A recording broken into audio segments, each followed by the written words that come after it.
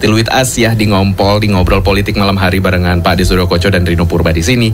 Dan kita juga masih membahas perihal Civitas Akademika yang akhirnya bersuara. Pak Ade, pertanyaan terakhir nih sebelum kita closing ya. Oke. Kalau menurut pandangan Pak Ade Koco sendiri nih, kalau perspektif akademisi ini atau perspektif akademika ini bisa mencerminkan sudut pandang tertentu dan bisa memicu debat nggak sih sebenarnya di masyarakat? Ya pasti kan presentatif mereka itu kan kemudian akan dicermati. Ini presentatif kampus bener apa enggak? Apalagi ya walaupun kumpulan dari guru besar atau apa, ini kan kalau presentatif kampus kan kita mestinya melihatnya lebih pada rektornya berbicara mamanya, itu salah satunya. Kemudian sisi yang lain ya siapa-siapa yang tampil di situ, rekam jejaknya kayak apa. Memang dia tidak pernah berpolitik, artinya tidak terjun dalam politik praktis, tidak terlibat dalam pemerintahan, sehingga murni sebagai seorang akademisi gitu kan. Atau kemudian ternyata mereka ada dalam program-program pemerintah yang berjalan. Jadi kan dosen atau akademisi atau Civitas Akademika, khususnya para dosen ini kan juga beberapa kan juga jadi konsultan nih, mau konsultan konstruksi, mau konsultan apa dan seterusnya.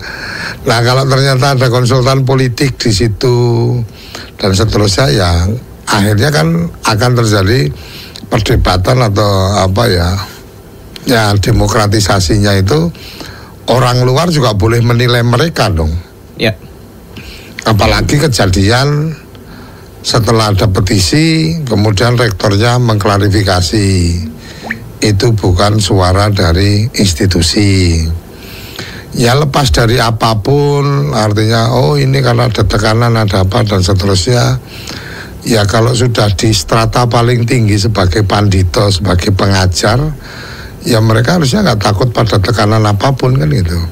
Itu satu. Yang kedua, ketika bicara bahwa mereka tidak berpolitik praktis dan seterusnya, tapi indikasi-indikasinya dulu ada nih kalau yang UI kalau nggak salah mundur dari kantor staf presiden karena khawatir dianggap tidak bisa netral dan seterusnya, karena memang ya secara nyata beliau ini berpihak kepada calon tertentu dan seterusnya. Ya ibarat kata kalau Suryokoco ini sudah menjatuhkan pilihan nih, memenangkan 02 gitu kan, atau menjadi bagian dari relawannya Pak Prabowo, ya setiap apapun yang diomongkan itu akan dikait-kaitkan. Oh iya kamu ini, oh iya kamu ini. Jadi ya lebih baik kita ini ada di posisi yang jelas, kita ini sedang sebagai apa dan tidak kemudian tidak mencampur adukan itu. Menurut aku sih itu, dan membuka ruang perdebatan pasti, membuka ruang perdebatan. Ya sekarang kemarin ada mahasiswa yang mengatakan bahwa ini alma mater yang paling buruk, artinya alumni yang paling buruk dan seterusnya. Ya mungkin sekarang mungkin paling buruk, tapi dulu kan juga pernah disanjung-sanjung gitu kan. Ya fair aja lah bahwa ya dinamikanya memang kayak gitu, dan kita juga ikuti apa yang disampaikan Pak Jokowi umpamanya. Ya ini alam demokrasi, ya silahkan berpendapat. Bebas juga mereka berpendapat. Nah sebenarnya kan tadi kenapa kita cermati tentang petisi. Sebelum sampai orang membuat petisi itu kan ada proses biasanya ya. Apalagi sekarang udah ada petisi online nih. Kita mengajak orang untuk mendukung, tapi kan dia menceritakan bahwa kondisinya kayak gini, kemudian kita sudah melakukan ini, kemudian kami ada kesulitan begini, atau kemudian kita mengajak untuk semua orang mendukung untuk ada perubahan apa dan seterusnya. Di online aja itu kan ketika membuat petisi itu kemudian ada perjalanan proses. Oh, kita mendapat dukungan dari ini. Oh, ini prosesnya sekarang kita targetkan ada 1 juta yang ikut menandatangani. Sekarang sudah sampai 100.000 atau sudah sampai 500.000 dan seterusnya. Artinya ya secara proses demokratisasi iya bagus, silahkan memberikan pendapat, tetapi ya balik lagi kita juga jangan adigang-adigung kan gitu, artinya merasa bahwa oh aku ini orang kampus pasti paling benar, pasti paling ngerti. Enggak juga bos, Anda yang di kampus itu mungkin tahu secara teori, tapi secara praktek belum tentu. Ya kan gitu, artinya ya jangan merasa paling paham, paling pinter gitu kan.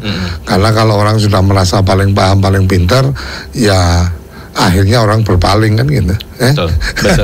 Dan itu banyak yang kayak gitu ya Pak De ya. Iya. Teori praktikalnya kosong. Kurang lebihnya kayak gitu. Nah makanya Expeople, jadi kalau bisa dibilang nih bisa juga ya Pak De ya, karena perspektif akademisi ini kan bisa dianggap sudut pandang tertentu, karena kan mereka ini kan mencerminkan analisis profesional ya dari segi moral dan demokratis.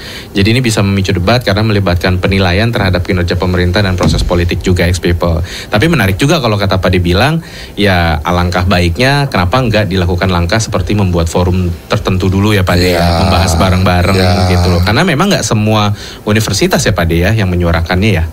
Hanya beberapa lah gitu loh. Dimulai kan dari kampusnya Pak Jokowi.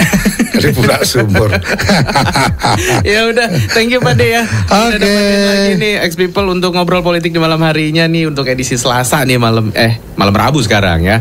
Tapi nggak apa-apa, kita akan ketemu lagi besok di jam 8 sampai jam 10 seperti biasa, cuma di X Channel ya, style musik terbaik. Dan Rino Purba pamit undur diri dulu. Staf Pak De Suryo Koco ya Pak De ya. Oke. Ketemu lagi besok. Assalamualaikum warahmatullahi wabarakatuh. Hanya di 93,6 FM X Channel, setel musik terbaik.